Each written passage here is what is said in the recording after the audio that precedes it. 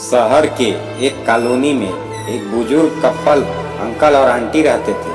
वह कॉलोनी अभी जल्द ही बनी थी, इसलिए उसमें 4 से 5 घर बसे हुए थे। इनका बेटा इन्हें छोड़कर अपनी पत्नी के साथ विदेश में रहता था, क्योंकि उसकी पत्नी ये नहीं चाहती थी कि वह घर पर रहकर अपने सास ससुर की मदद करे। ये बुजुर्ग अंकल और आंटी जिस कॉलोनी में रहते थे, उन्हें हमेशा से यह डर रहता था कि कहीं कोई घटना ना हो जाए, इसलिए वे ज़्यादातर घर से बाहर नहीं निकलते थे। लेकिन उनका यह रूटीन था कि वह हर सुबह सूरज निकलने के बाद टहलने के लिए निकल जाते थे। एक दिन दोनों रोज की तरह ही सुबह को टहलने निकले थे। उन्होंने देखा कि एक लड़का तेजी से साइकिल चलाता हुआ जा रहा है और उस साइकिल के पीछे एक फावड़ा बंधा हुआ था, लेकिन उन्होंने ज्यादा ध्यान नहीं दिए और चले गए।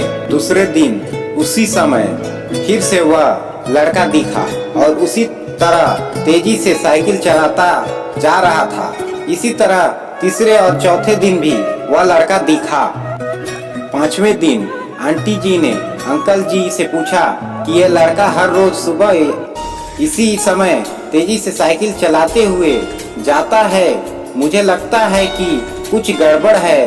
कहीं ये लड़का कोई गलत काम करने तो नहीं जा रहा है।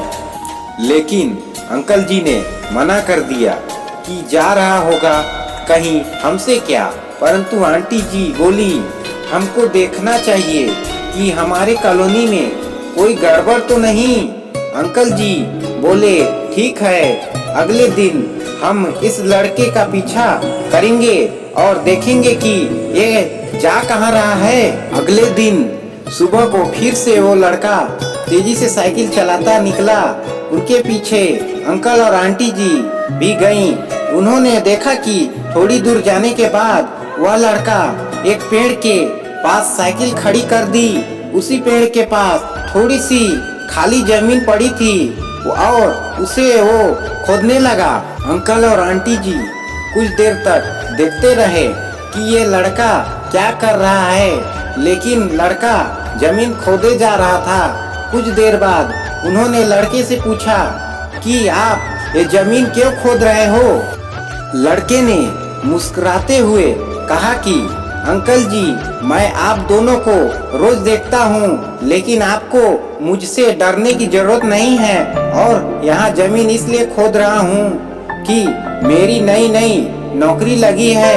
अंकल ने पूछा, कहाँ नौकरी लगी है, ऐसा कौन सा काम है जिसमें जमीन खोदनी है। लड़के ने कहा कि मैं बड़े दिन से बेरोजगार था, फाइनली मुझे फार्म हाउस में काम मिला है और उन्हें वैसे लड़की की जरूरत है जिसे काम करने का अनुभव हो, और मेरे पास कोई भी अनुभव नहीं है। इसलिए मैं रोज यहाँ फावड़ा लेकर आता हूँ और जमीन खोदने की प्रैक्टिस करता हूँ, ताकि जैसे ही नौकरी पर फार्म शुरू हो उसमें हमें निकाल ना दिया जाए।